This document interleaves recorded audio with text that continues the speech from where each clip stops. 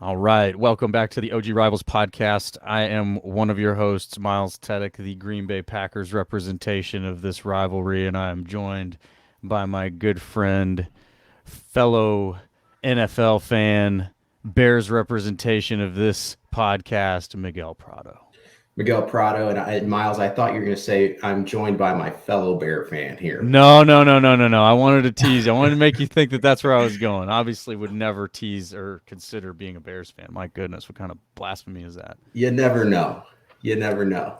But yes, episode 2. We're excited. This is the OG podcast, and we are episode 2 being brought to us by Life Leaf Remedies. We want you to feel better today, y'all. And I will give Miguel and his Bears representation a tiniest bit of due, as Life Leaf does actually represent Bears colors. That was not intentional. We got a lot of orange and navy going on. Not mad about it, though. We absolutely love the stuff that we're doing, the products we're putting out. We are helping people feel better today with natural remedies, and we're going to keep doing it. So if y'all are interested in feeling better today, I mean, if you're not, that's fine. But if you are, definitely check out the website at lifeleafremedies.com. Yeah, and that color scheme, totally Freudian, subconscious nod. A subconscious nod, yes. Is that a rent-free moment for you?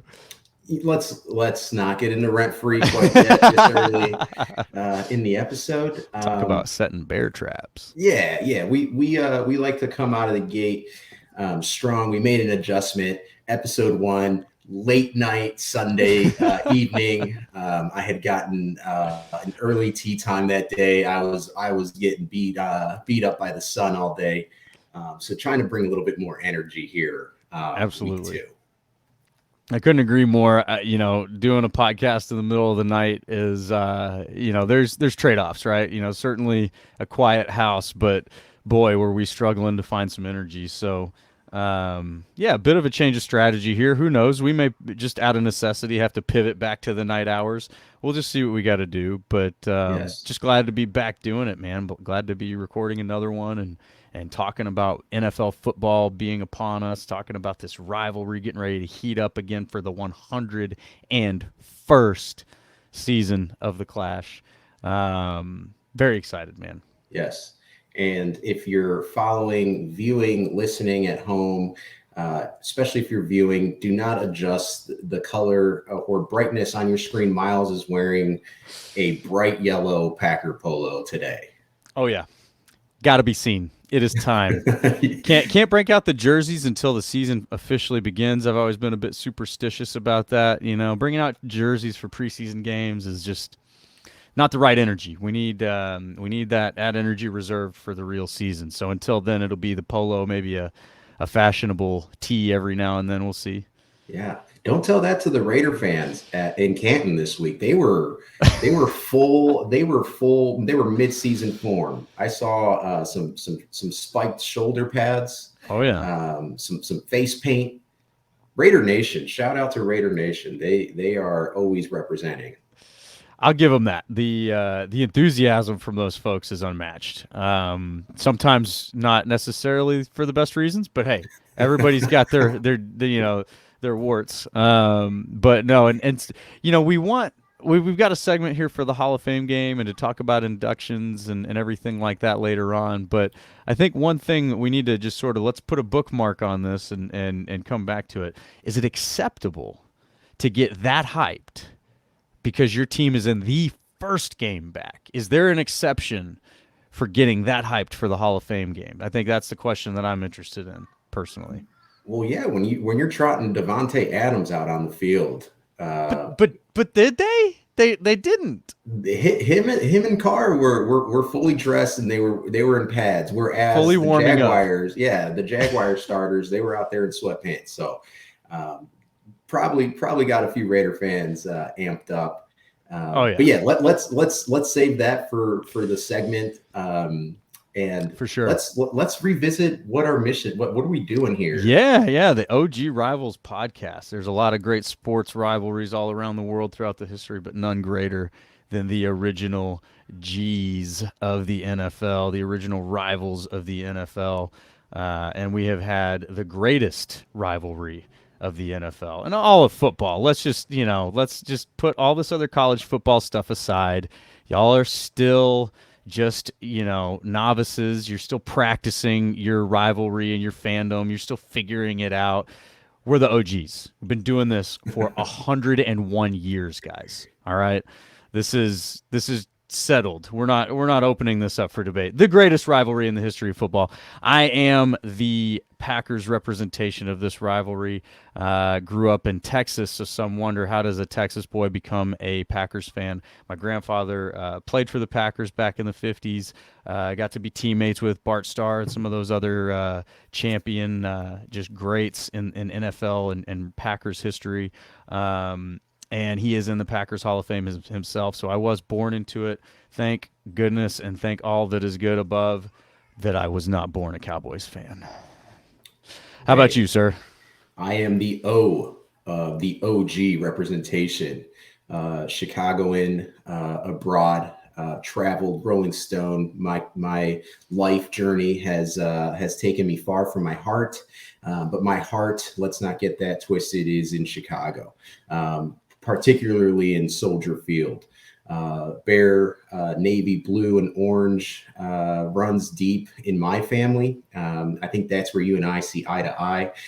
Obvious from the last episode, don't have the family roots as far as a player, That's but all right. definitely the fandom, which I Absolutely. think is very special.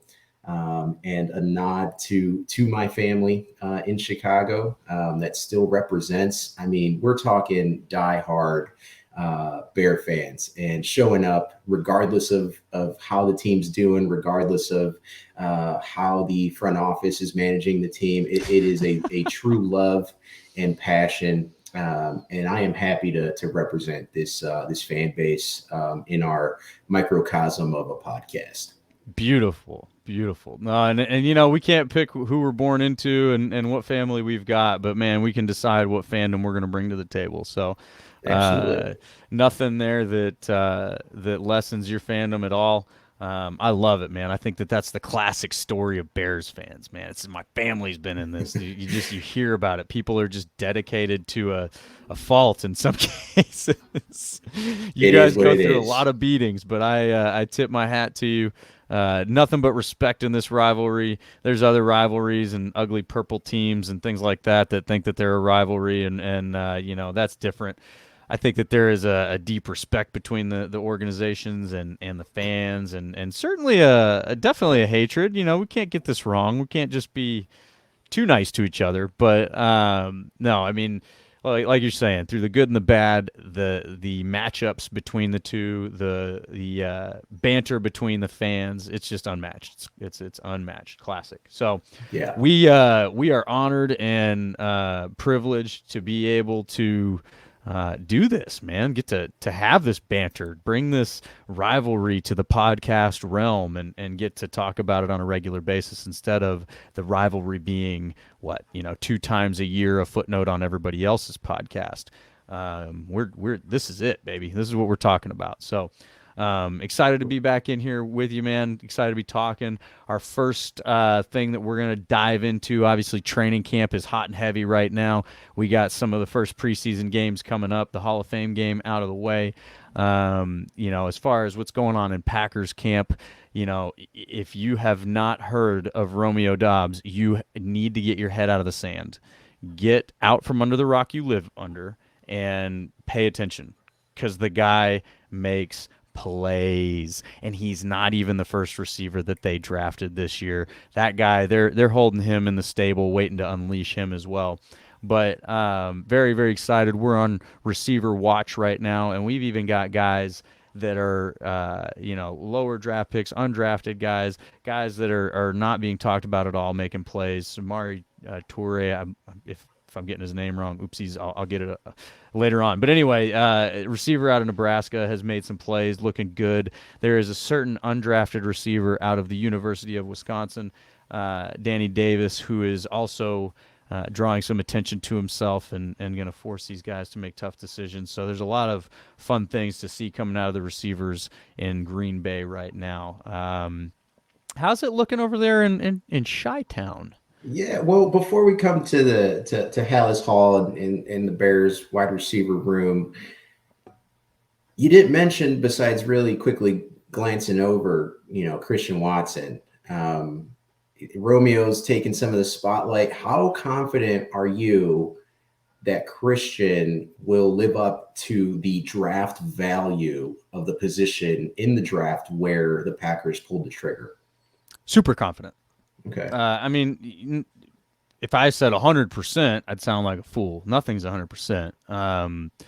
But when you look at the tools the guy has, and you look at the people that are around him in that receiver room right now,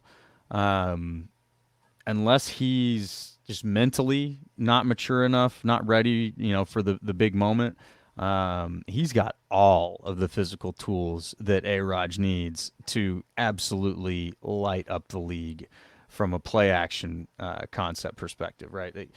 What he what Rodgers and Jordy did so well was taking the top off of defenses with play action. Right, Rodgers does the fake handoff. Jordy's running the deep post, right, and he's going to cut right up that middle, and the safeties are not going to be able to hang with him. He always had a step on him. In my opinion, and I've already ruffled feathers on Twitter with this, Christian Watson is a physically better version of Jordy Nelson, right? And it's oh my God, that's blasphemy. Jordy Nelson's a Packer Hall of Famer. Guys, chill. Talking about physical tools, right? When you look at the physical tools that Christian Watson has, his speed, his size, just his physical ability, jumping ability, all of that, he measures better than Jordy Nelson. Now, there is a lot that has to happen between the ear pads, right? Like Wow. it's a mental game, big mental game.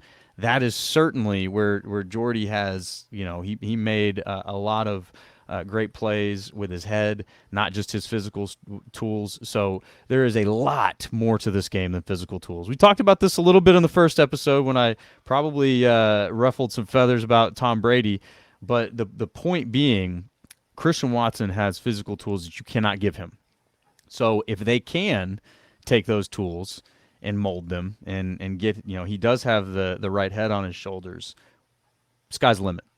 Sky is the absolute limit because Aaron Rodgers is going to know exactly how to use him. Matt LaFleur is going to know how to use him, and that doesn't take away anything else from any of the other guys on the roster, right? But the guy has tools, and that's really all you can focus on right now because you don't have him on the field. Yeah, taking my Bears cap off for a moment and just an NFL fan. When it comes down to X's and O's, and you're marching the offense out there and you have 11 players, 11 bodies, if those tools don't quite come together and all he's out there for is to take the top off of the defense, that is a liability in my perspective, right? Because the defense knows, okay, he's either running a fly route or he's a decoy, right? And defenses at that point, when you're in game mode and it's a chess match, because right now that's one of the knocks, right? Being objective, that's one of the knocks on Christian Watson is his route running. Sure. Can he create separation? Let's be fair. Not a lot of wide receivers in the league can create separation. There's very few with routes. With routes, with their route running. Kid's fast. He's lightning quick. I would say this is why the wide receiver room for both teams is going to be an absolute magnet for us throughout the preseason, training camp, and the regular season, is because it's one of those rooms where there's so many what ifs. Oh yeah. But Romeo Doubs is just an absolute specimen when you're talking about attacking the high point of the football.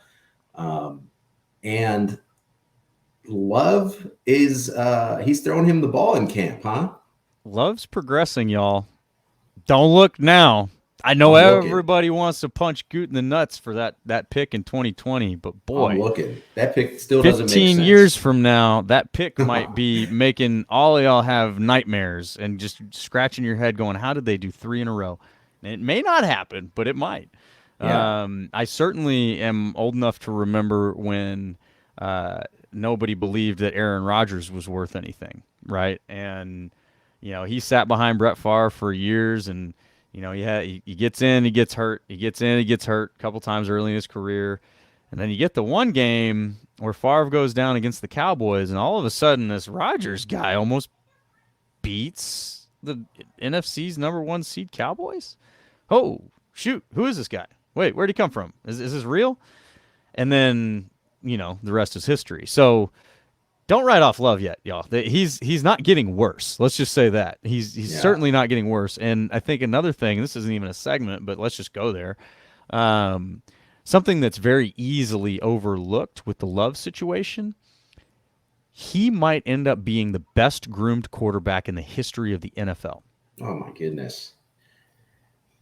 I said best groomed. Think Oh about my what I mean by goodness. that, right? Think about that. No, seriously, think about that. What other rookie quarterback poised for a starter's role, right, has gotten to sit behind a Hall of Famer while that Hall of Famer wins 2 consecutive MVPs? And hey, he might win a Super Bowl too. He's not done yet, right? He might win a 3rd consecutive MVP and with a Super Bowl on top. What quarterback has gotten to sit behind the guy and then take over? There's one in my mind, and I don't know if you'll think of him or not. Aaron Rodgers. No, because he didn't see Brett Favre at his best. He was not sitting there when Brett Favre won his MVPs and his Super Bowl. Who are you thinking? Steve Young. Okay. Steve Young sat behind Montana, watched Montana. Montana do the damn thing, right? He was there. He saw Montana win Super Bowls firsthand. He saw Montana, become one of the greats, and then he did it, right? And so what we overlook a lot right now, especially in the last 20 years of football, where we've got the NFL Network, Total Access, all this stuff, Twitter, you can, it's just nonstop information and news and demand for it. We overlook the preparation that the greats have had. Even these guys recently, like Mahomes, Josh Allen, Lamar Jackson, even Russell Wilson.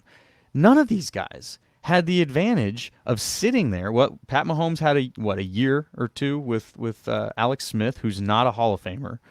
None of these guys had the advantage of sitting behind one of the best in the game with the preparation of taking over for him. Now, you could talk about the people who have sat behind Tom Brady all you want. None of them have come to fruition as a starter. Certainly not in New England.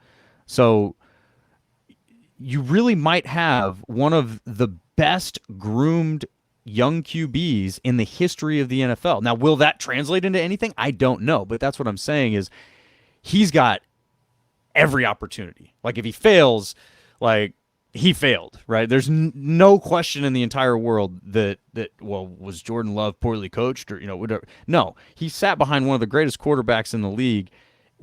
And it's not a situation where Aaron Rodgers is going, it's not my job to teach you. You could see it on video. He's teaching these guys. And it's not just Jordan Love. Last year it was Kurt, I can't even remember his last name. I'm gonna get torn apart on Twitter for not remembering his last name. But the 3rd string quarterback, the knee, he takes one knee. He was a fan favorite. Loved him on Twitter and all that.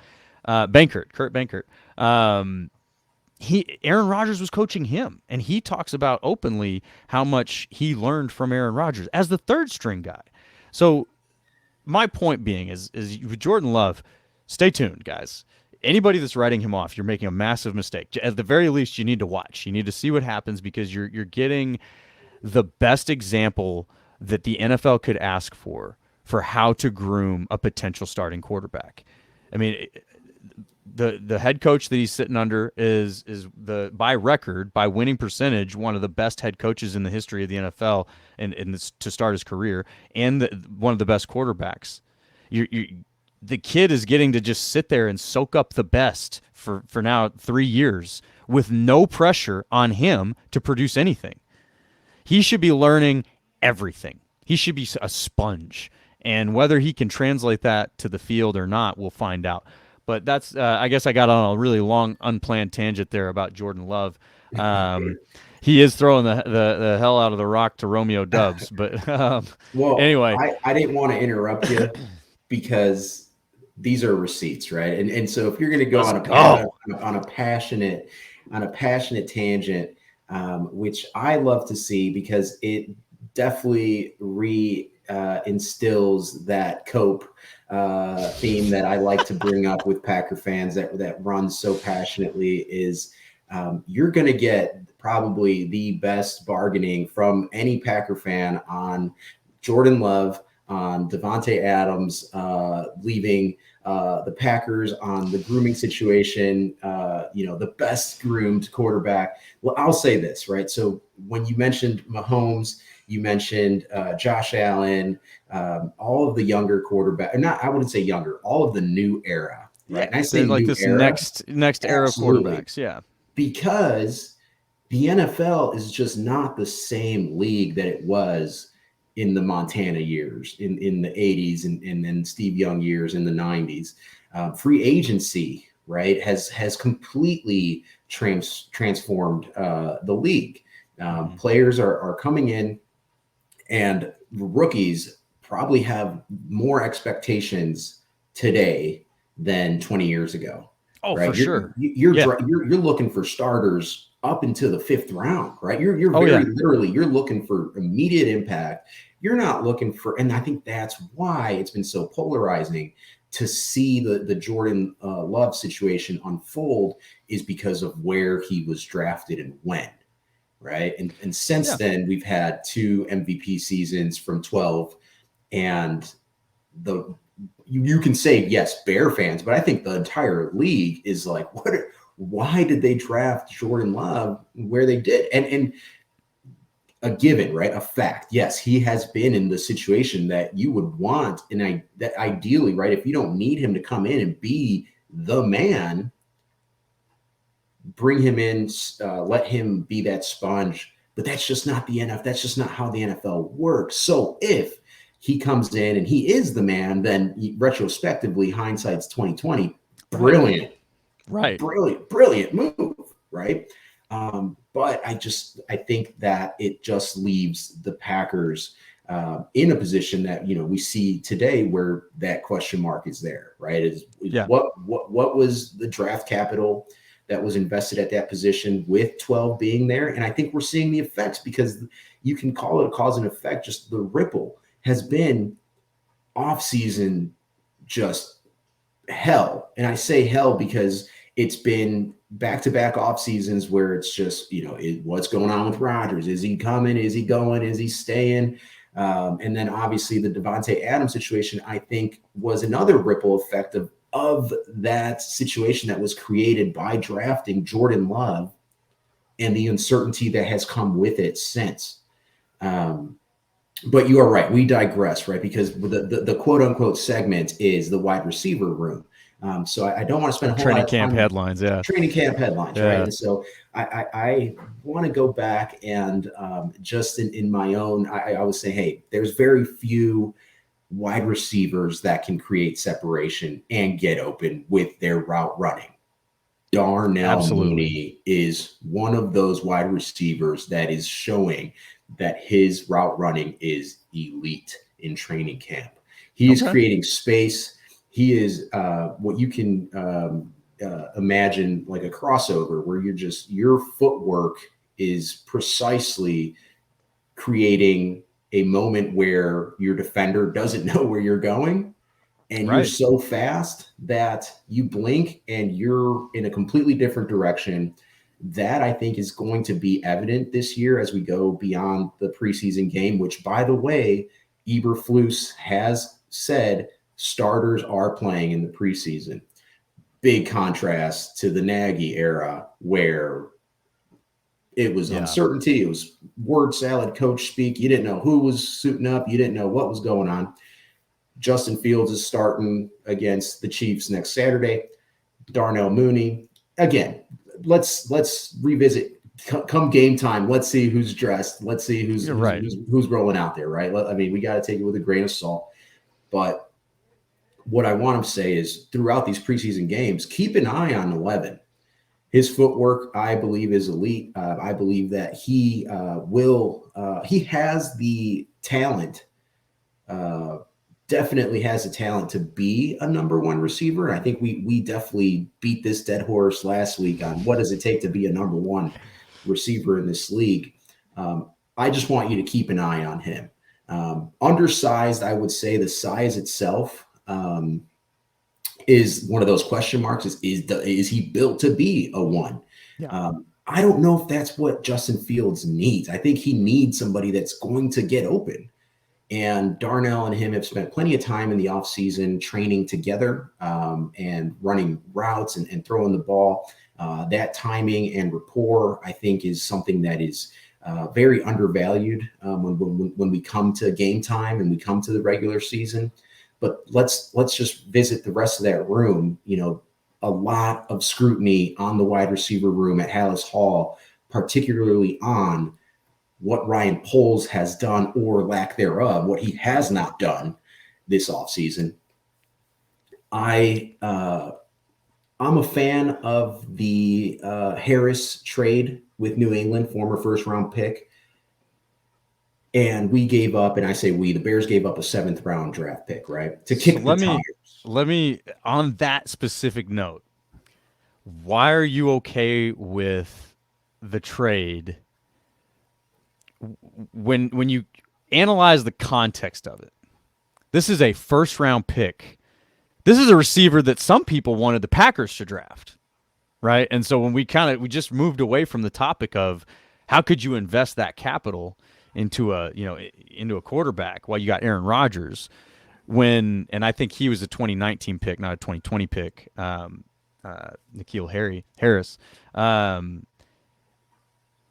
If the Packers had made that pick at the time, everybody would have been like, "Oh, they did the right thing, right? Yeah, this is the right move." But you're looking at somebody who New England, nobody's going to accuse them of not being able to evaluate talent, are they? They've been one of the best talent evaluating organizations in the league for the last 20, 30 years. You know, when you pluck one of the best quarterbacks in NFL history out of the 6th round, you're doing all right. So when they have decided that this guy, who's only been on the team for not even his entire rookie contract, has gone from being worth a first-round pick to being worth just a 7th-round pick, is that not just a massive red flag to you?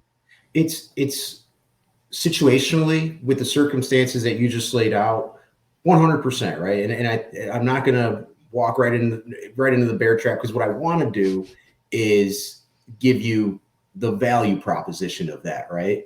Okay. And that's, I can hear that, giving up a 7th-round pick for the possibility, or the word that slipped my mind is potential. Pedigree, potential. Right? Right. The potential of what he could be, right? And I am okay with a 7th-round pick for bringing in the talent pedigree, like you said, coming in. And at that point, we're no longer grading him as a one, as a first-round draft pick. We're grading him on the value that it took to bring him into camp, into the organization, which is a 7th-rounder, right? Mm-hmm.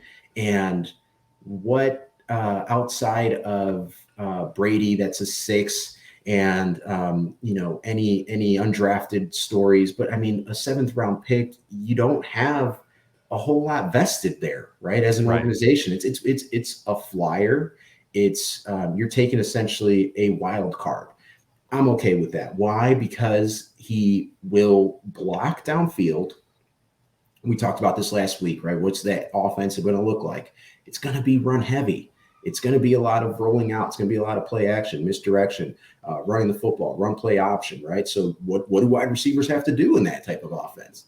They have to put a body on somebody, right? And that's what he has proven, that, hey, he's willing to. So if you're getting a 7th-rounder, hypothetically, right, that you know what you're getting somebody that's going to block downfield, that could potentially, right, that ceiling that we don't know. It's a what if. We're kicking the tires there. But that's why I'm okay with it, right? I'm okay with it because of the value that we spent, the capital that we spent on getting him in the organization, suiting him up. Why not? I think that the rest of that wide receiver room, which I've seen some reports that wide receiver room has a chip on its shoulder. Everybody in that Bears wide receiver room at Hallis Hall has something to prove, right? And you could say the same thing about Green Bay's wide receiver room, right? Oh, I would, yeah. They see the headlines. Oh, yeah. They're human beings, right? They're grown men. They see it, and everybody's saying that, hey, don't worry about that wide receiver group. Don't worry about the Bears wide receiver group. Those are professional athletes, right?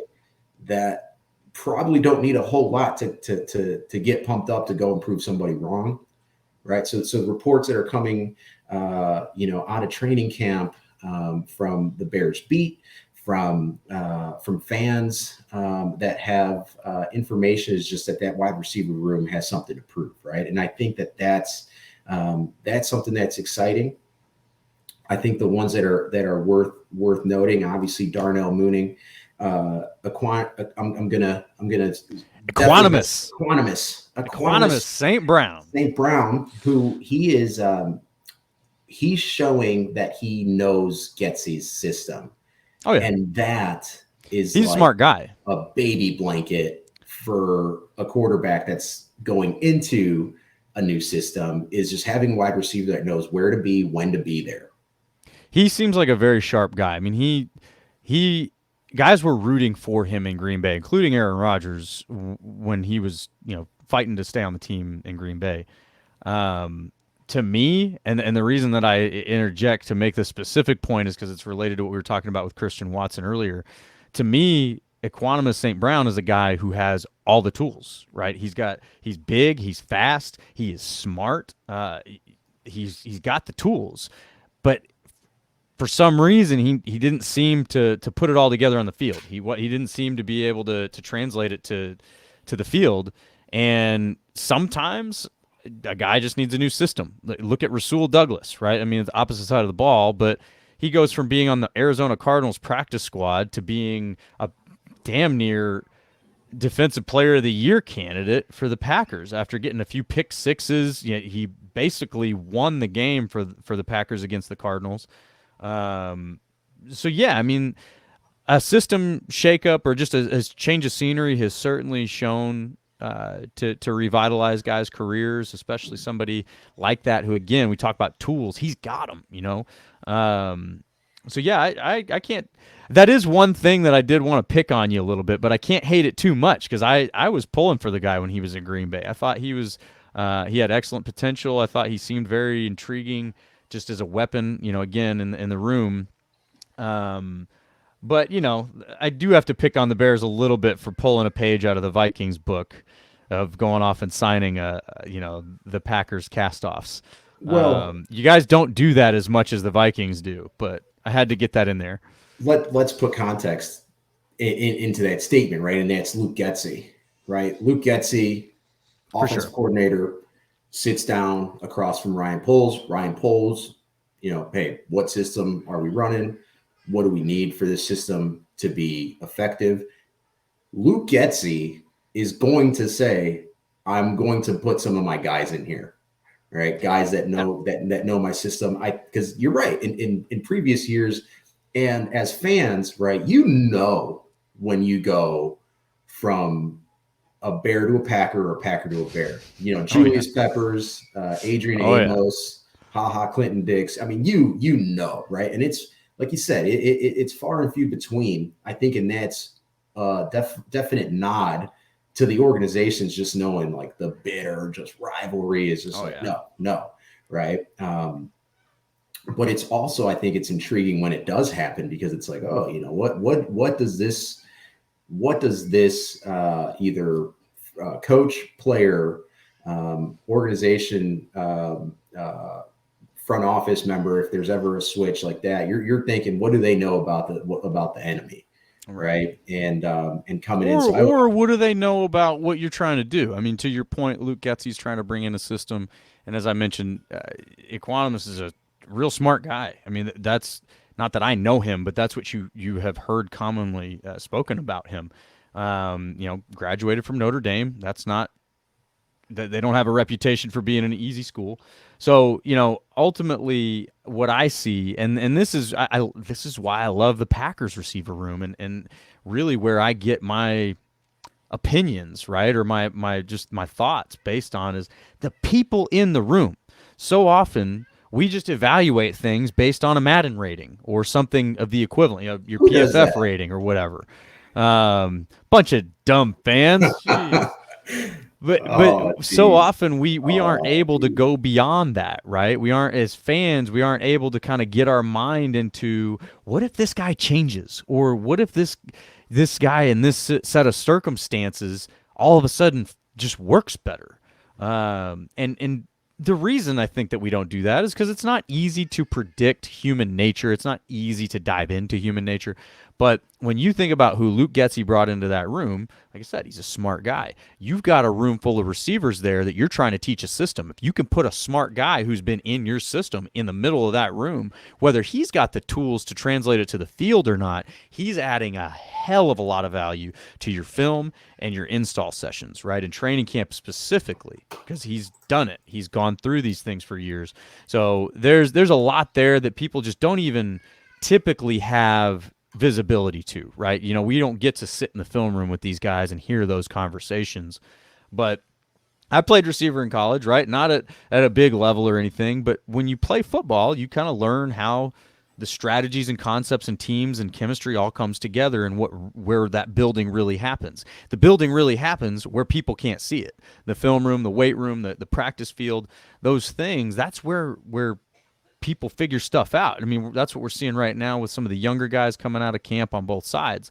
So as much as I want to, give you a hard time about you guys picking up EQ, it makes perfect sense, and I think that it does add value to that room. It probably makes a Darnell Mooney better. The other thing that is possible, and a lot of people won't give this any kind of weight, is what do you think he learned from Devontae Adams after playing with him for a few years?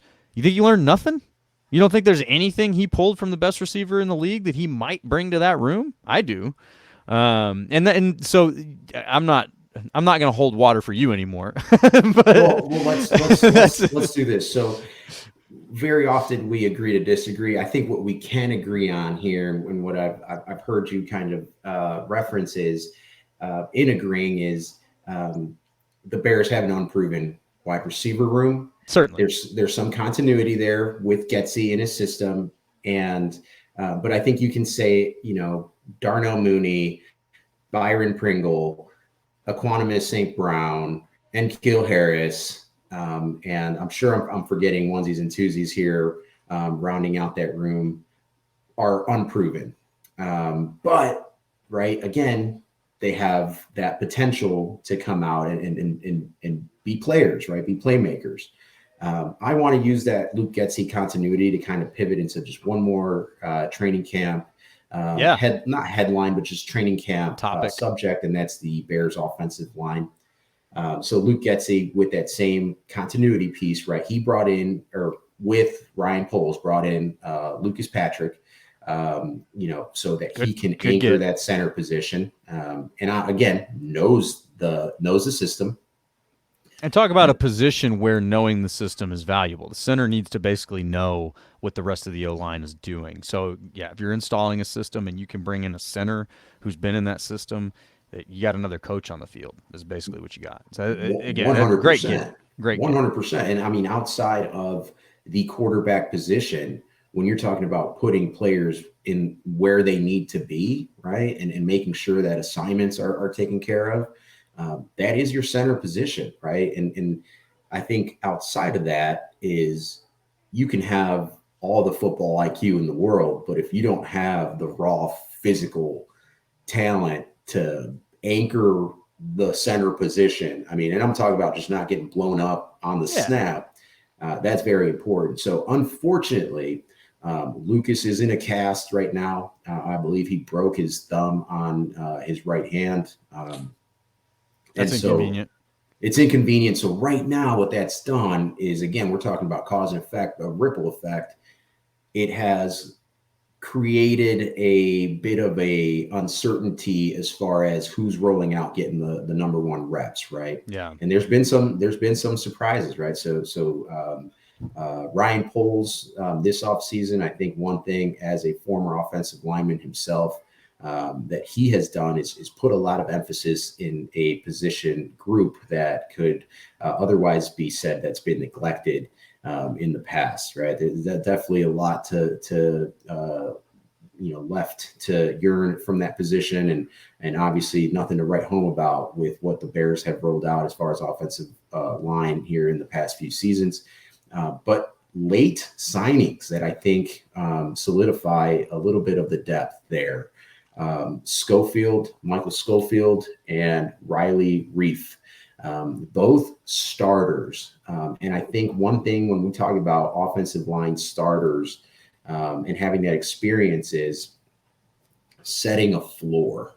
With offensive linemen, you want to know what you're getting. You want to know what you're rolling out there. And I think with both of them, definitely solidify some depth there. Some surprises in that offensive line with the number one reps is Braxton Jones.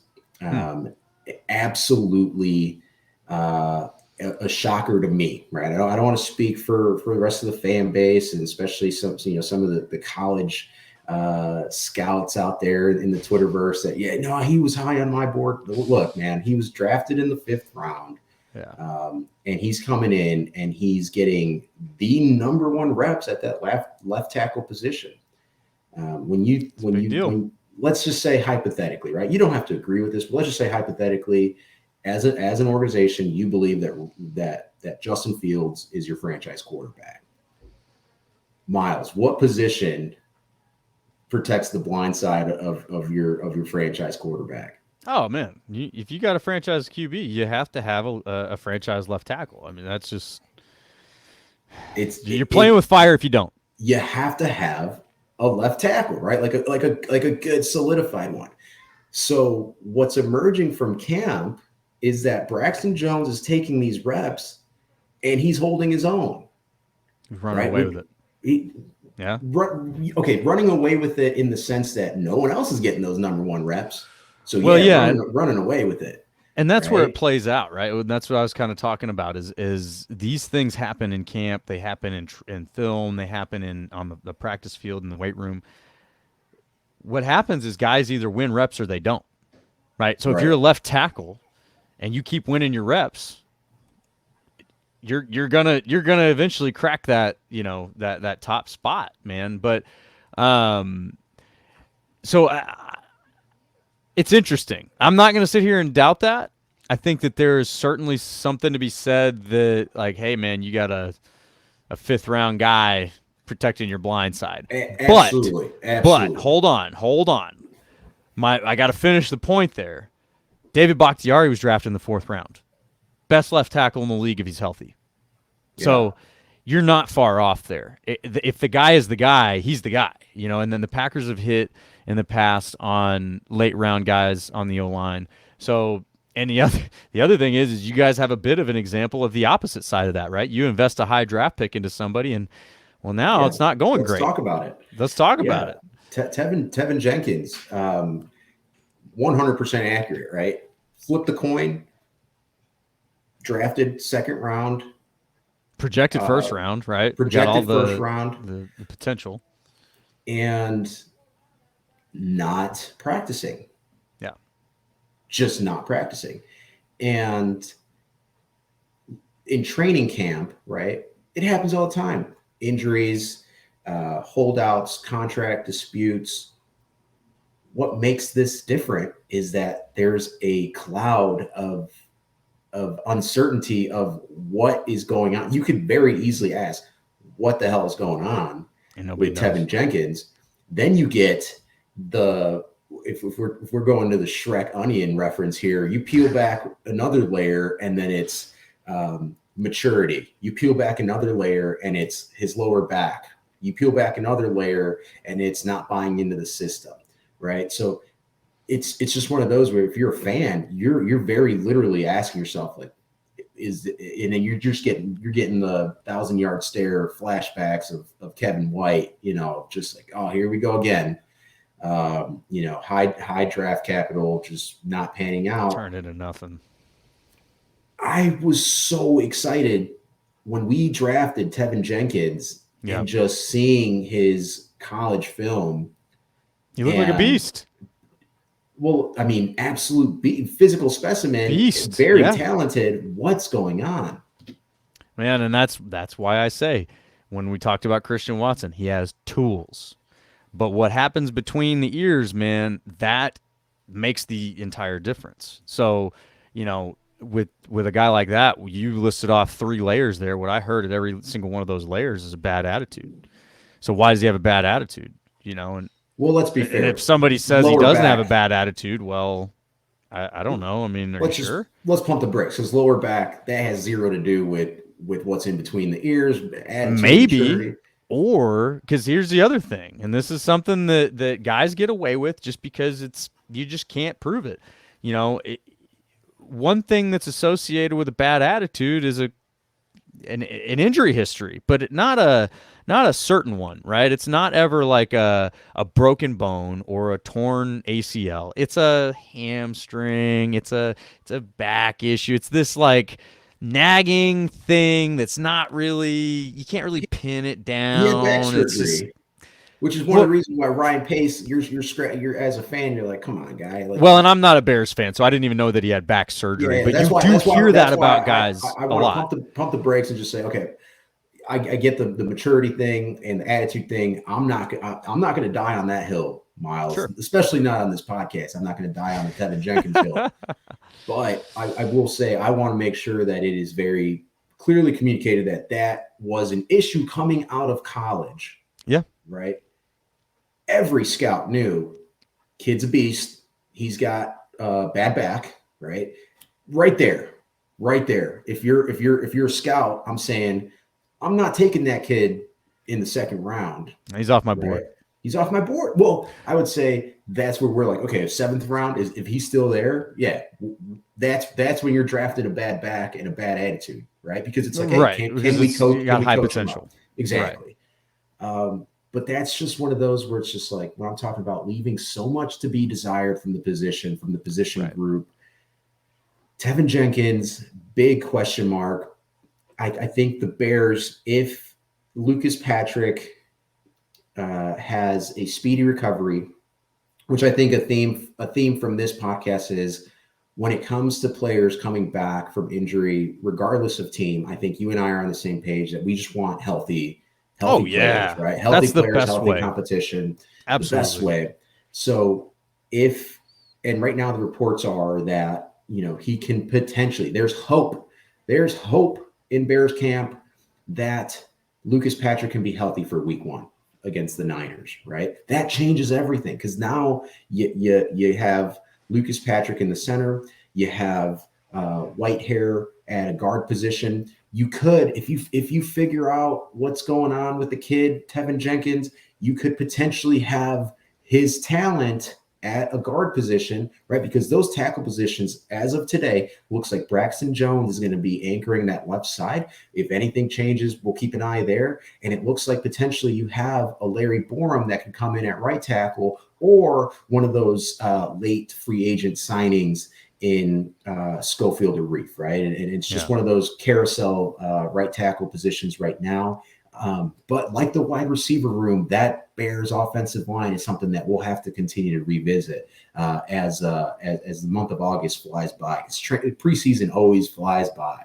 Oh, it does. The feeling or the time between feeling the jubilation of real football being back and then being bored with the preseason and then the first game starting is just like microscopic. It just blink of an eye. Blink of an eye. And so similar to the receiver room, there's certainly potential there for the Bears O-line. the right tackle, they're kind of addressing it similarly to the way the Packers did the last few years when they transitioned away from Balaga. For a little bit there, you had Elgton Jenkins holding it down. Got a tongue twister there. Boy, the names today. The names, man, they're flying. Equanimous. We're really, and I think we're doing an okay job. Right? Well, brother, you sent a lifesaver over the boat when I was trying to get Equanimous. Well, you're just lucky he's a former Packer. Otherwise, I'd have been like, ESB, man. That's who you're talking about. But no, it seems to me like there is potential there for the room. But man, you better be ready, because the NFC North is not kind to offensive lines. Now, we could talk some smack about those other dumb teams in this region or in this division, and we will. We'll talk about how they're the garbage of the league all day.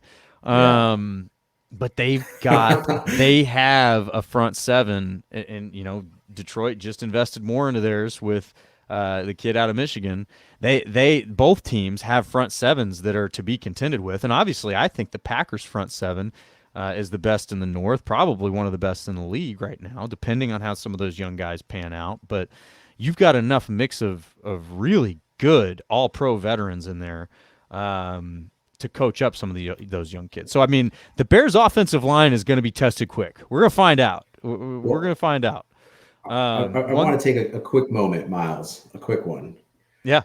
Shout out to @ArtVan, and then just a bunch of numbers. So if you want to check out his Twitter handle, okay. just go to OG Rivals Podcast on Twitter. He says, Pack will beat up on the Bears, Lions, and Vikes. Unfortunately, with their horrible offensive line and wide receivers, have no chance against elite team. Also, how is Crosby still on the roster? So that's how he feels about the NFC North. Cool. Packers running away with it. Yeah, but apparently the NFC North sucks so bad that the rest of the league has surpassed all of us. I don't know where he's been the last 3 seasons when the Packers finished 13-3 and been knocking on the door of the Super Bowl. But I guess whatever.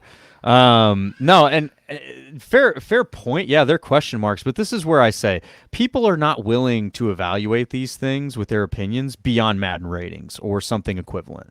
Right now, you go look at Madden, and sure, yeah, like Christian Watson's like a 70-some player. Something. Romeo Dubs is probably like in the 50s or 60s. He's probably like not even on the radar. Yes. Madden ratings are garbage, people. Y'all need to really get on board with this. They're good in some sense. They get some things right, especially the top of the league. Aaron Donald being, the 99 club is probably pretty accurate. But when it comes to them evaluating players going into a season, especially young ones, just toss it. It is garbage. I want to level set for the 1 or 2 lovely souls that are tuning in probably for this podcast is Miles prepares for our podcast by playing 3 hours of Madden right before we log on. That's not true. I wish that was true. God, I wish that's the life I lived. If I didn't have 2 daughters, I probably would. But no, I mean, that's the type of opinion you're going to get on Twitter. They're going to go look at the Madden ratings and decide that the Packers' offensive line is garbage, and then they're going to decide that the receivers are garbage, and they're going to go, well, the offense is going to suck. They're not going to be able to do anything. What was the score of the game that they lost in Lambeau? It's like 12-10, y'all. They don't need to score 40 points. They need Aaron Rodgers to score one more damn touchdown, and he certainly owns some of the responsibility for that game against the 49ers, but that's not what this is about. The point is these, folks want to make their opinions, and I think this applies just as much to the Bears situation as it does to the Packers. Don't rope us into this tangent. I'll throw you under it, man. Y'all's Madden ratings are way worse than anything on the Packers. Here we go. Was Darnell Mooney? Is he got like an 81 overall or something like that? One moment, Miles is on his soapbox that Madden ratings don't mean anything. The next I'm moment, trying to help you. He's on the soapbox talking smack about the Bears Madden rating. Okay. That's the point, though. The point is you're willing to believe that the Bears have far more potential than what their stinking Madden ratings say right now. Is that not true? I let's move away from the Madden ratings. But Miles. no. This is important, and the reason it's important is because this is how fans think. We're fans. This is a fan podcast. Like fans think in terms of tangibility, right? They think of like I remember when Calvin Johnson was in the league, just wrecking shop, right? Best receiver in the league, physically, mentally. Guy was just an animal. Megatron is his nickname for a reason. If he had a bad day, that's a whole podcast. That's a whole podcast. The Calvin Johnson Wasted Career podcast, week 2. But if he had a bad day, people lost their shit. They're like, what? How did he drop that ball? How didn't he have 100 yards receiving? How didn't he have 3 touchdowns? This is garbage. He sucks. People lose their minds because someone is human. Right? Like, we have a bunch of humans playing in the NFL. I don't know if y'all realize that. There's a lot of humans. Miles, we're going to pump the brakes. Why? Is because these are the evolution of ancient Rome gladiators in the Colosseum. That's what that is for society today. For sure. And there's no level heads in fandom. There's no rational thought that goes through a fan's mind as they're watching NFL football 7 hours Shame on me. Why the hell would I expect that? Absolutely not. If a ball hits you in the hands, you know this. You were a college wide receiver. You catch the ball, right? That's coming from the coach. Everybody. That's the expectation. It's your job. Execute, right? And so that's why I say that this is an evolution from the Colosseum and gladiators, right? You're not wrong. I'm not wrong, because that's what it is for society today. That's what it is for society today. Let's wrap back to, Twitter bot number whatever and his comment. He's ready to doubt the Packers because they don't have a good enough offensive line or receiver core, and it's those types of opinions that we'll just call them primitive. I think that's a primitive opinion. You're not giving any room for potential growth for anybody. You're just assuming that because Davante Adams accounted for 80% of the passing production or whatever it was, 70%, that all of a sudden that percentage just goes away, and Aaron Rodgers is not going to complete any of that production to anybody else. It's like, that's just an asinine thought. And we've seen that play out when Davante Adams was not on the field. And we don't have to get too into that because we talked about that last time. But my point is, and he made the comment about Mason Crosby. How's he still playing? Well, I don't know. Your back-to-back MVP just calls him the most accurate kicker in the league. So why don't you ask him? And again, these are people who see Mason Crosby in practice every single day.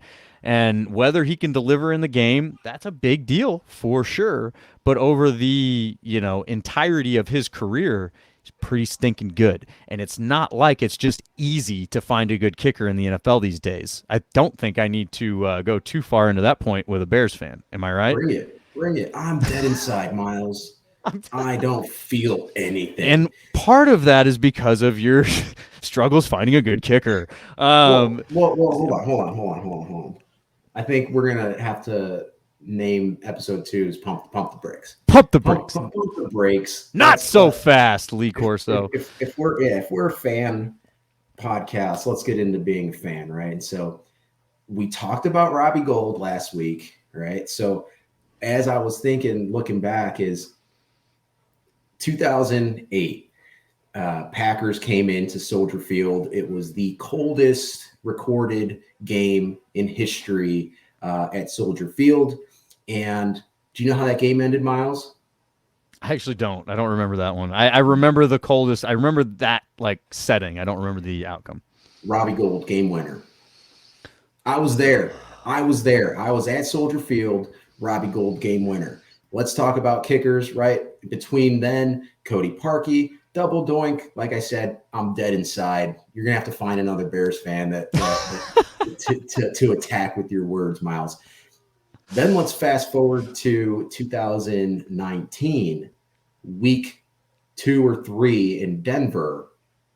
We had a kicker named Eddie Pinheiro. You want to know how that game ended, Miles? It didn't end well for the Bears, I don't believe. Wrong. 1 second on the clock, Eddie Pinheiro hits the game winner. But didn't you get rid of him because he sucked? Well, we got rid of him because he had an injury, Oh, okay. He tweaked something. When you're a kicker and you tweak anything below Oh the yeah, waist, I get it. it's, I've I think last I was keeping track, Eddie Pinheiro, he was with the Dolphins. But all to say, game winner, right? It's a fan podcast. I've got to see some really good endings of football games for the Bears.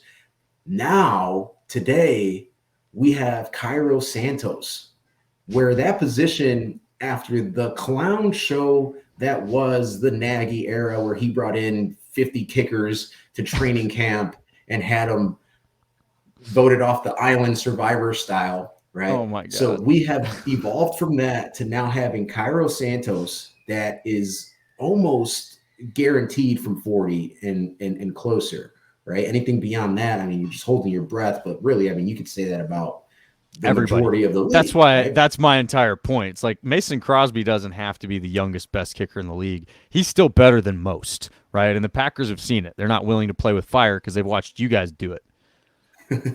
Well, hey, if you're not learning from the mistakes of the division, I mean, you know what I'm If y'all saying? could just keep making mistakes so we can learn on behalf of it, that would be fantastic. I would love that, please. Yeah, well, we learned Speaking not to of, punt when there's a couple minutes left in the divisional game, like 2020. When you give the ball back when you have MVP on the sideline. I mean, if you're talking about mistakes, Miles, we could do this all day. I'm grateful. I am.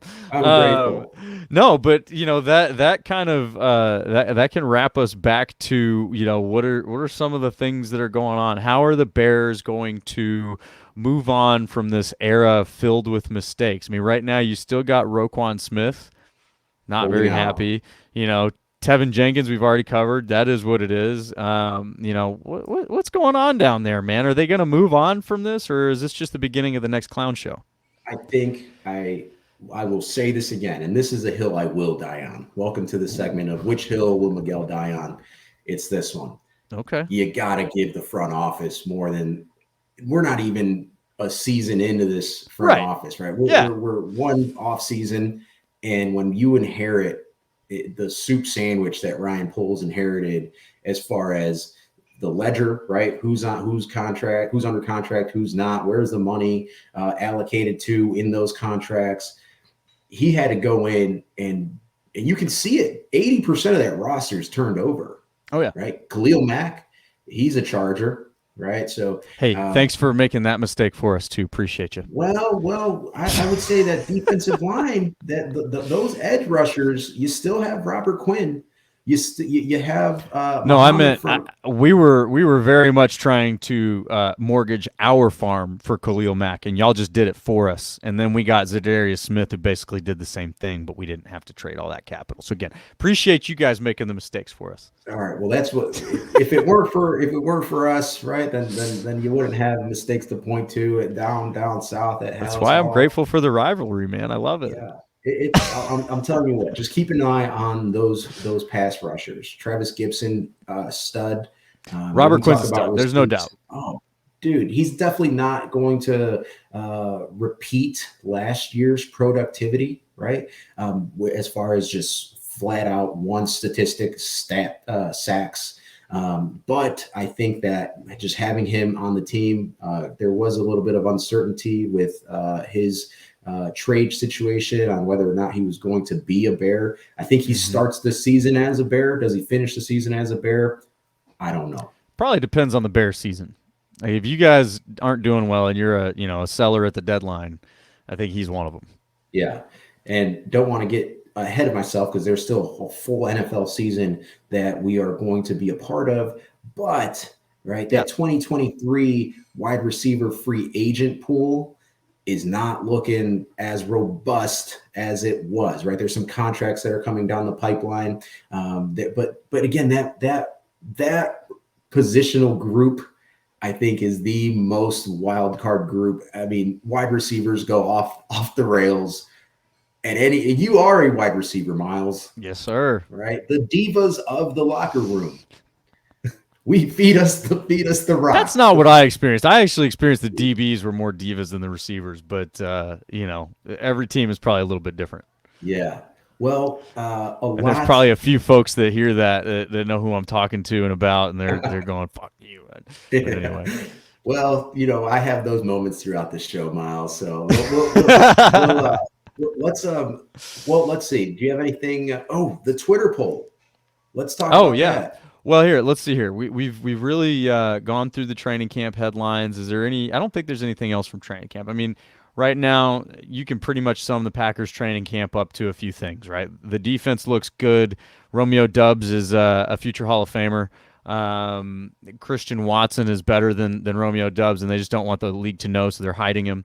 Um, that's just total. I'm just having fun there. We'll see. We don't know what Christian Watson is, but ultimately the Packers training camp has been probably what a fan wants, right? Like you've seen good things come out. You haven't seen any big injuries, knock on all the wood. We don't have any major contract situations that we're having to watch, like, the Roquan Smith thing or anything like that. So, overall, I think as a fan, you can't really ask for much more out of this Packers training camp. So that's my synopsis of this as of this point. We'll see how the preseason games kick off. But any kind of like closure you want to put on your Bears training camp headlines? I would say let's go into the preseason and just revisit our talking points. Obviously, the pad's coming on, and it's right around this time where you get tired of hitting the same people. Yeah. Right. So training camp gets a little chippy towards Start to get a few fights. Especially you're lining up against the same people rep after rep, and having an actual game to get suited up for. What I love about the preseason, Miles, is the guys that get to go out there and that's their only shot. That's the most playing time that they will have all season. I know they're fighting for a job. You're fighting for a job. Exactly. So what I would say is, we've had some continuity and some themes here with the wide receiver room. Yes, Roquan is holding out. If you ask me today, right, to go on record, he's going to be suited up week 1. With the Bears, probably, but Roquan's the best inside linebacker, in my opinion, right now, just a tackling machine, high motor. So Ryan Poles would benefit himself. It would behoove him to sign Roquan, pay the man, pay Roquan, get him suited up for week 1. But like I said, the position groups, what feels good, Miles? I'll say this. It feels good to not feel that uncertainty about the quarterback position. We know it's Justin Fields. We know he's rolling out there. Seasons past, that has been the dominant headline, right? What are the Bears doing at quarterback? Yep. Who's going to be suited up week 1? That's not part of the mix this offseason. Sometimes you got to hunt for the good stuff. That's the good stuff, right? Is they have that franchise position in place. Everything else needs to settle around him. But again, this season, we talked about it at the end of the last week's show, is the predictions. The Bears aren't making a deep playoff run this year. They're not Super Bowl contenders this year. The sooner you can accept that as a Bears fan, the more fun you're going to have, because there's going to be moments of brilliance out on the field. We're going to see an NFL coached team for the first time in over a decade. Eberflus, they're buying into the system. I'd say if there's an underrated story coming out of camp, these players are getting their ass kicked with accountability. They're being asked to bring it, rep in and rep out. And I think that's what's exciting. So as far as training camp, they're going to be wrapping it up here in the next couple of weeks. We'll be watching closely, and we will be watching some preseason football next Saturday. Woo-hoo. Get to see it, man. I'm excited. Let's jump into those Twitter poll results. What do you have for us over there? So with the Twitter poll, what will the record between the Packers and Bears this season be? The Packers sweeping 69%. Ooh, what a good number. Nice. Gotta love that. The Bears and Packers splitting 13%. So I went on record last week. That's my prediction. That is your prediction. My prediction is that Justin Fields steals one from 12 from the Bears owner at Soldier Field. That is my prediction. And then there is 19%. I want to meet these people. I want to hang out with these people. 19% that have the Bears sweeping Green Bay. And we need to have one of those people on this podcast, assuming they're not all bots. Yes. Well, no, we've had some engagement with these polls. I want to meet these people because you know what? That's what being a fan's all about, especially with a new season, right? And so I want to go on record here for any fans. If you're thinking about traveling with your team, right? Travel between week 1 and 3, where all of the hope and all you're still bright-eyed and bushy-tailed. The season's not completely derailed and lost. You're going to have fun week 1 through week 3. If you're booking travel outside of those weeks, just know that it make can it a good be city. Very depressing. Exactly. Make it a good city. Make it a great city, somewhere you can have a great time. And you're gonna, just my advice to any fans that want to travel with their teams: go in the first few weeks of the season, where the season is still green and there's still lots to accomplish if a playoff run is in your stars. Totally. No, I agree with that. No, that's good stuff, man. We need to figure out who's in that 19%. I want to talk to him. We need to have that conversation. All right, so next segment, around the league. Last time we recorded was really hours before the Deshaun Watson suspension was handed down, so we didn't get to comment on that last time. I will jump out of the gates and provide my comments. I think it is about as bad a look as Goodell can have. You know, this guy comes in. He's been his entire career as the commissioner. He has been so inconsistent with this type of discipline, and it bothers me from an integrity standpoint, right? Like, obviously, the situation with Deshaun Watson is incredibly unacceptable, right? Like, we should just be able to acknowledge it as that. He may not have done anything forceful or anything like that, but it's unacceptable, right? I think we can pretty easily agree on that. The magnitude is eye-popping. And in the past, we've seen Goodell respond with a heavier hand than he should because of public backlash. And I don't have a specific example for that, but I know that that's happened more than once. Calvin Ridley. Yeah. Oh, no doubt. Easiest one, right? But even, and a lot of this may not be a popular example, but even the Deflategate thing with Tom Brady. Come on, guys. Let's zoom into the context of that. How much, even if, let's just go ahead and say the balls were deflated by Tom Brady himself. They destroyed the Colts in that game in the second half after the refs already discovered the underinflated balls and corrected the issue. The game was separated when the balls were fine.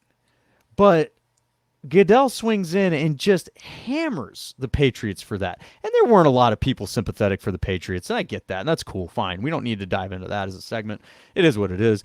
My biggest issue is with Goodell's inconsistency. It's terrible. It is horrible for the league at a time where you don't need negative press, reputation, just attitudes towards you, because you got enough of that coming with the concussion stuff. That stuff hasn't gone away. It's not going away. You got more and more stories coming out about players and what they're going through, former players, stuff like that. There's just, you don't need this, man. You need to come in and decide if you're going to protect women, you go protect women.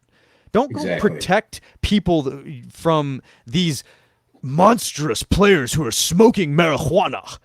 What? Get that out of here. Calvin Ridley betting on his team. Every player who suits up every week is betting on their team. They're being paid to win a game for their team. Now, I get it. Sports gambling and players, it's a touchy subject. Fine. But he's betting on his team to win. It's what he's doing with himself 24/7 anyway. So It all of was like these less things than are just $1,500 that he yeah, begged, it's just by the way. it's insane, man. It's the magnitude of that versus the magnitude of what Deshaun Watson has done. And not let's talk about enablement. My goodness. You give this guy a record contract? Cleveland, y'all. If negative attention needs to be given like the Patriots received for the Deflategate, you got every NFL fan better be glaring at the Cleveland Browns right now. It's disgusting the example that they've set with this. And that's what's happening. That's exactly what's happening. What do you? Well, go ahead and do just let's just call it questionable actions. You commit questionable actions against women. Well, you know what we're gonna do? You may have open investigations with 30 plus women. We're going to give you record money. We're going to treat you like the best player who has ever played in this game. And we're going to let fans adore you. And you see it. You see it happening at Cleveland Browns training camp. Fans just begging him for autographs, adoring the guy. And I am very much a due process person, right? I think it's easy to say that I'm relatively conservative, and I'm okay with saying that. I don't need to project any other beliefs on people, but when it comes to due process, I think it's fair. But what you do during the due process is just as meaningful in a lot of cases as the process itself. And we've seen that happen in a negative way and a positive way, right? A lot of folks, what'll happen is the mob will come for them and decide they're guilty before they've had the due process. And that's not right either. But if there is somebody with open investigations at the magnitude that he has, paying that person record amounts of money for their profession, what does that tell these other quarterbacks? How does that make you feel if you're Aaron Rodgers, by the way? My goodness, man, this guy's making more money than you, bro. That's insane. That to me is Roger Goodell. If this finds its way to you somehow, shame on you. Absolute shame on you. You don't have to punish the guy before due process is completed, but you certainly don't go off and reward him with record-breaking compensation. It is unacceptable. That's my take. That, Miles, is, and I know we keep this show pretty light, and we do a good job of bringing our perspective with some humor along the way, and we joke about disagreeing respectfully. Yeah. This is one where I agree 100%, and I want to zoom out because the reality is I don't care what message it sends to other quarterbacks in the league. I care about what message it sends to the young fans of the league, right? The little girl that's got her Aaron Rodgers jersey on or her Justin Fields jersey on. What message does that send to the young fans, the girls, what message does that send to women? Which I will say that the NFL, if they've been consistent in one thing, it's been being consistent in not punishing domestic abusers to a full extent, right? Now last week, Miles, we said, hey, and not comparing it, right? But the Kyler Murray contract situation, I said, hey, that story stinks, right? Mm-hmm. This whole Deshaun Watson situation is gross. It is disgusting. It's gross. And like you said, the fact that it can be perceived as the guy's being rewarded. He is. Right? Right. And I'm not. I mean, the burden of proof is on somebody to say that he's not. I mean, somebody, please make a case that he's not being rewarded for this behavior. I dare you. You can't do it. The burden is at this point, right, with Goodell. Yeah. Right? So you go to a neutral third party, which head scratcher, right, is that okay? Yeah, we'll look at all of the evidence gathered. 6 games. It's insane. Like, forget about Bears, Packers. If you're a Browns fan, how does that feel? Like, Baker wasn't ever going to be the one that, takes you to the top, the pinnacle of the NFL, Super Bowl champion. But Baker came in and completely changed how people view the Browns, right? You can argue day and night about who they are as a football team, as an organization. Baker came in, not the greatest quarterback, but he came in and he did what he could to change how people perceive the Browns, right? They Well, weren't and, just and our generation has been specifically exposed to the endless list that is the back of the Browns quarterback jersey, oh, right? Like we've absolutely. seen that firsthand unfold year after year. They just fail at finding a quarterback. I don't think it's hard to say that Baker Mayfield is the best quarterback the Browns have had in my lifetime, Yeah. right? I don't think they've had a better one at any point. I don't think there's even been a flash like a guy had a better game. I think it's easy to say that Baker Mayfield was your best, and that's what bothers me. Is he may not be Aaron Rodgers. He may not be the guy that you can just look at and or even a Justin Fields with the potential that you look at that and go, man, that guy's going to win Super Bowls, or he should. Yeah. And that's fine. Neither did Trent Dilfer, right? Like you put the right team around a good quarterback. I talked about it last week. Somebody who is Super Bowl good champion at Trent Dilfer. making decisions, they can be a champion, of Super Bowl champion for sure, right? There's plenty of quarterbacks that have won Super Bowls who are not the best quarterback in the league or the best quarterback or top 10 quarterback in history. We've had guys who are relatively mediocre. I think is not even hopefully not offensive to those guys. You guys being a mediocre quarterback in the NFL is pretty freaking exceptional. So, take that for what it is. But when you have a Baker Mayfield and you decide, you know what, we're going to move on from this guy, it better be Andrew Luck. It better be Aaron Rodgers. It better be the guy that you're just like, this is a generational talent that there's no doubt that you have to take this. No, it's Deshaun Watson, who's done very well in the NFL since he joined. But my goodness, when he's got 30-plus investigations or charges being pressed against him, how is that an option? How is that on your board? And that's what maybe we could probably get into this a lot on a lot of different podcasts, talk about the decisions that have been made in the draft historically. How do you draft a Johnny Manziel in the first round or a Tim Tebow in the first round? Different evaluation. Obviously, we're not talking about character with those guys necessarily, but with this situation, you as the Cleveland Browns making that decision to one, move on from Baker Mayfield, who's the best quarterback you've had in 30 years, easily, but also to move on to Deshaun Watson, who everybody knows. This is not even a small thing. This isn't like, I remember when Ben Roethlisberger got in trouble. It kind of like popped up out of nowhere and then it went away real quick, right? It was just like a very, not to say that was a small Funny thing. how that happens. Well, yeah. But it was an isolated incident, it appears, right? It wasn't 30-plus people coming after Ben Roethlisberger and the entire league being aware of it, right? I remember that basically taking up an offseason with him. But with this is an ongoing saga that kept him out of the entire season last year. Everybody's aware of it. The Houston Texans said, dude, we see how good you are. You're not playing, right?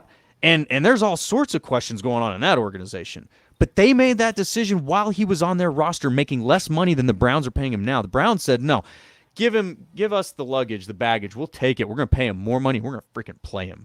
Gross. Gross, dude. It's gross. I mean, that's gross. Like you're breaking somebody out of prison because you think that they can do a job for you. Like that's what and that's extreme. That's hyperbole. I get it. But yeah. But it is the same. It's along the same lines. You're saying, I don't care what you've done. You can go win me a game, and that makes me money. There is no moral ground in that. None. Yeah. And the NFL has. They have been open about making a push to draw in women. They're trying to attract women to the game. They've got these commercials with women's clothing. They do all these different things to try to appeal to women. They got women all over the NFL Network. Nothing wrong with that. But if you're going to make an appeal to women to try to draw them closer to the game, do it completely. Don't just do it in the ways that are convenient to you. Yeah, you put a bunch of pretty women on the NFL Network. Good for you. Great. Well, you sold a bunch of women's clothing. Good for you. You made money in all of those situations. Stand behind your principles when you stand to lose money because of it. I guess I have to put a period there because I can't say it any better than that. Yeah, no, I want to also shed light beyond the superficial, right, of the effort to attract women to the game. Is the NFL doesn't have to do anything to attract women to the game. No. Women watch sports. Women are sports fans. Women are referees. They're playing Coaches. football. They're coaches. Yeah. And in the NFL, there's referees, coaches, right? So it's like you don't need a pink team T-shirt to attract women to the game. You need conviction in your stance that you will protect women in the game. And that starts with Deshaun Watson, in my opinion. Forget 6 games. I wouldn't shed a tear if Deshaun Watson never suits up in the NFL again. No. And I think that's what's so maddening about this situation is we're just average people. We're just fans. There's nothing special about us. And we can see the impact that this truly has, right? And it's gross, right? And at some point you have to say, as the NFL, as the Cleveland Browns, that you're not willing to affiliate yourself with gross, right? Like you're just not willing to do it. And that's why I mentioned, and I think this is my last point, is what message does that send to that young NFL fan that's bright-eyed and bushy-tailed and putting on her NFL jersey for game day, right? What we have to be better just as a society, as a league, as the NFL, in doing so, in sending that message is like, hey, we see you, we appreciate you, we protect you, you matter, right? Like that. And it's not hard. It's not hard to do that. You just have to stand by it with conviction. And that starts with punitive. They're saying like, it's going to be a hefty fine. It's like, no, what is not when you're making record-breaking money. That's exactly, BS. That is total BS. And that's, I agree with you. And we don't need to go too far down the path. I think we both have made our points pretty clear. It's gross. It's totally gross, man. And, I think another point, and this is something that is not necessarily as easily measured, but eventually there might be the right person that makes this known or makes it a problem for the NFL.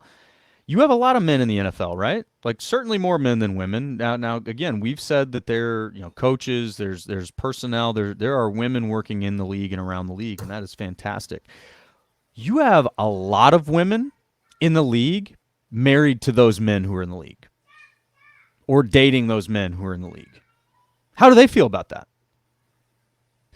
What if you get to this point, and we've already seen it with the concussions. This is why I think that you will see this with this type of issue if Goodell and the league, they don't actually stand on some principle ground, which is, I know, very difficult, Goodell. That word principle, that's tough, buddy. You better find some, though. If you're not willing to stand on that ground, how are you going to keep players in this game? How are you going to keep a Calvin Johnson in this game? How are you going to keep some of these guys who leave early because they've realized the game is not good for them? Now, a lot of these guys have done it because of concussions, but what if their significant other, their wife, their girlfriend, feels that strongly, or maybe knows somebody who has been assaulted? Something along those lines, and you lose a Tom Brady in the middle of his career. Well, now the league might pay attention. But what message does it send that it took that long for you to freaking pay attention? It's disgusting. It's gross, man. There is no room for anything but gross in there. Yeah. And again, I want to say, I am a big proponent of due process. But due process does not include reward, right? A lot of times, if somebody does something outrageous in society, you get suspended without pay. Whatever your job is, you get suspended without pay until the process plays out. And if the process plays out and you're vindicated, you're innocent, whatever it is, go back to work. You should that should be all you need to be able to go back and do your job. The process played out. You were not proven guilty. Fine. At that point, let's talk about how talented the guy is, and if somebody wants to pay him record money, well, he's been acquitted, right? He's been found not guilty or innocent or whatever it is. But you do not reward people through the process of due process, right? You just don't freaking do it, man. And because that does completely it spoils the process, contaminates it, right? You can't tell me that you're going to justfully take care of this situation while you treat the guy who is being charged like royalty. It just Yeah. doesn't. That's not how it works, guys. Like, there's nobody who sees it that way. So anyway, let's not go too far. We've been going on an hour and a half now. I think it's easy for us to both agree on that topic, and part of me does hope that Goodell sees a couple of these riled up, casual, normal dudes, and get our opinion in his ears, but I doubt it'll happen. So let's carry on to a couple of other, maybe a little bit more mild headlines, some stuff around the league. One that I know that you and I can both enjoy, and we did a little bit on Twitter, is them one-on-ones down in Dallas don't look like they're going so well for a Oh, certain number geez. 7. Crispy Oh, fried number man. 7. Extra size, Boy. please. Give me some barbecue sauce with that. Yeah, it's one thing when CeeDee Lamb's making you look silly, but when an undrafted free agent's got your hips locked up and burning you, Not good, brother. not good. Not good. Not good. Not good. You have Yeah. you had them winning the division last show. I still think they Um, can, and they got to close the airway. I They think have. that Trayvon Diggs is, he's not the chicken tender that he looks like on those videos.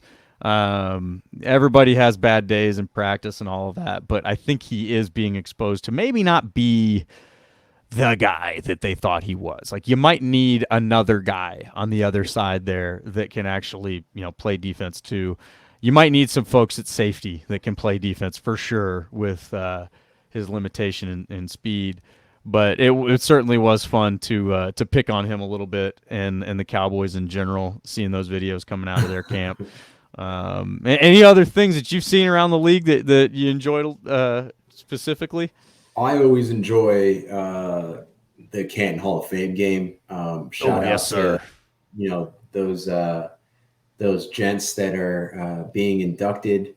I had the one of my core memories, Miles, is a road trip from Chicago to Canton.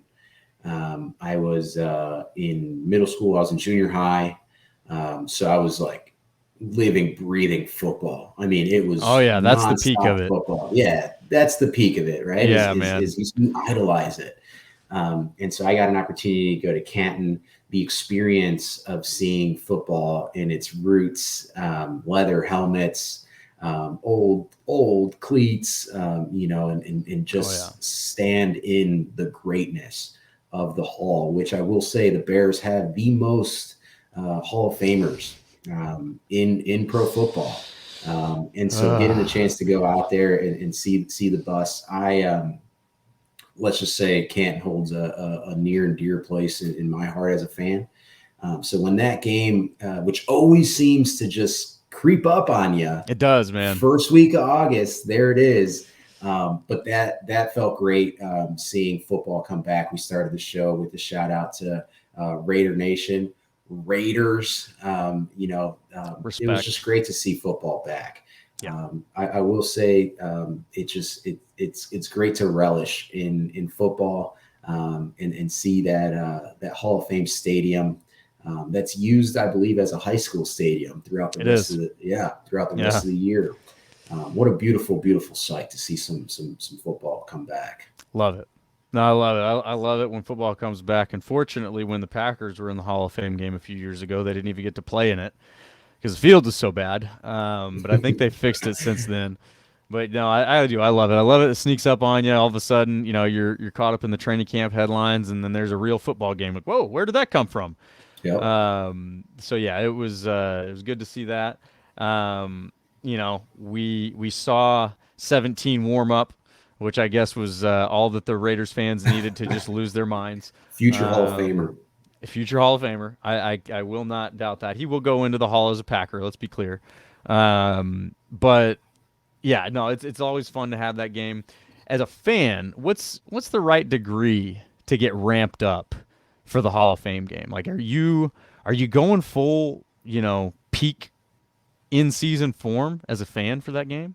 As a fan, the majestic part of that game is usually they're handpicking the teams of some of the premier inductees.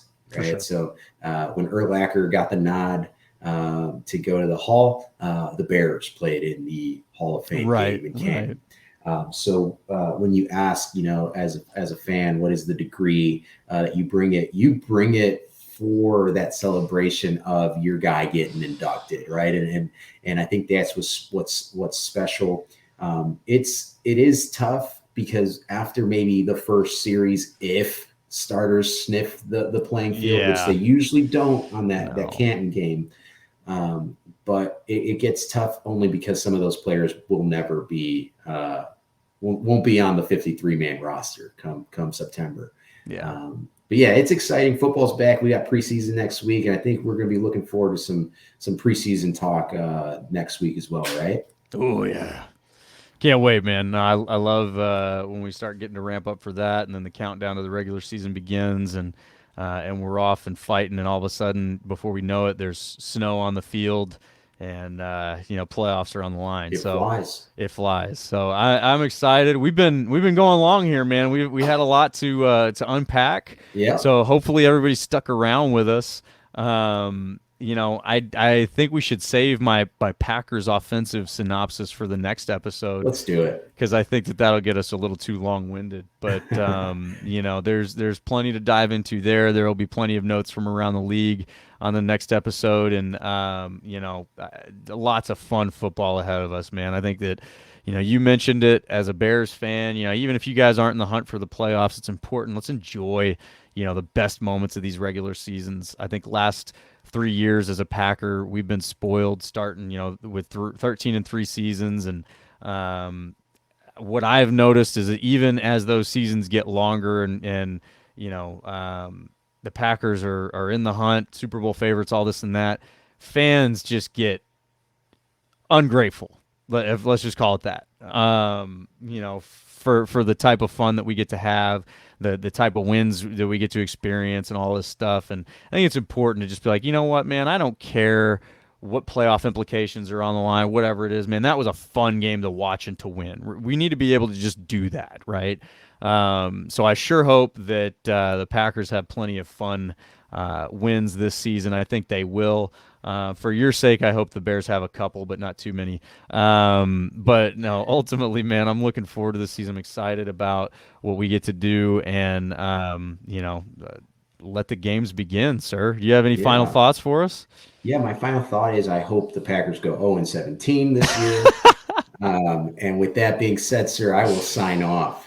Go Excellent. Bears and bear down. Excellent. Well, y'all, this is brought to you by Life Leaf Remedies. Yes, So get on sir. there, check them out. If you need help with sleep, if you need help with any other things that life throws at you in this world, pain management, maybe you're stressed out, maybe you got all sorts of things going on and you just don't want to take something that is not natural, we got you covered. We got some excellent products, unique formulations. We're helping people feel better every single day. So check us out at lifeleafremedies.com. And y'all feel better today, and go Pack Go. Later, y'all. Later.